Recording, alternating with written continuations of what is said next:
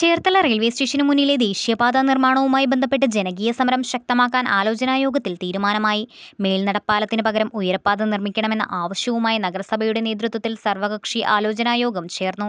ചേർത്തല നഗരസഭാ കൗൺസിൽ ഹാളിൽ ചേർന്ന യോഗത്തിൽ ഓഗസ്റ്റ് 1 മുതൽ സമരം ശക്തമാക്കാനും റെയിൽവേ സ്റ്റേഷനു മുന്നിൽ റിലേ നിരാഹാര സമരം ആരംഭിക്കാനും യോഗത്തിൽ തീരുമാനമായി. സമരസമിതി രൂപീകരണ യോഗം പി പ്രസാദ് MLA ഉദ്ഘാടനം ചെയ്തു.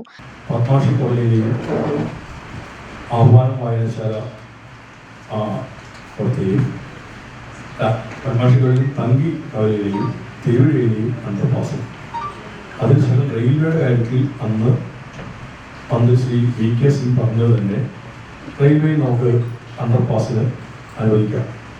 ആകെയുള്ള പ്രശ്നം ഇപ്പോൾ നിലനിൽക്കുന്നത് റെയിൽവേയുമായിട്ടുള്ള ഒരു ഡിസ്പ്യൂട്ടാണ്.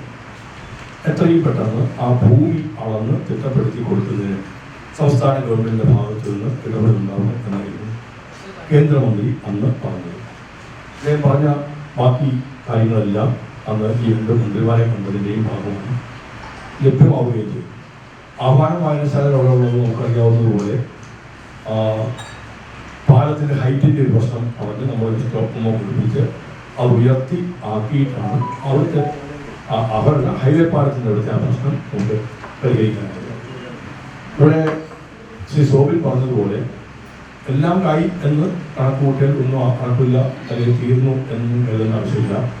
കഞ്ഞിക്കുഴിയിലെ പാലത്തിൻ്റെ കാര്യത്തിൽ ഒരു തരത്തിലും അത് പറ്റുകയില്ല.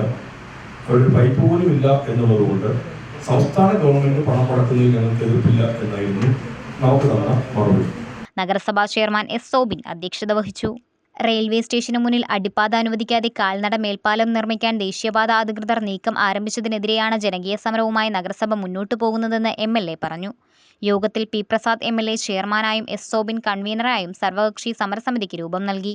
യോഗത്തിൽ വിവിധ രാഷ്ട്രീയ കക്ഷി നേതാക്കളും ദേശീയപാത കർമ്മസമിതി ഭാരവാഹികളും വ്യാപാരി സംഘടനകളുടെയും വിവിധ സംഘടനകളുടെയും പ്രതിനിധികളും പങ്കെടുത്തു.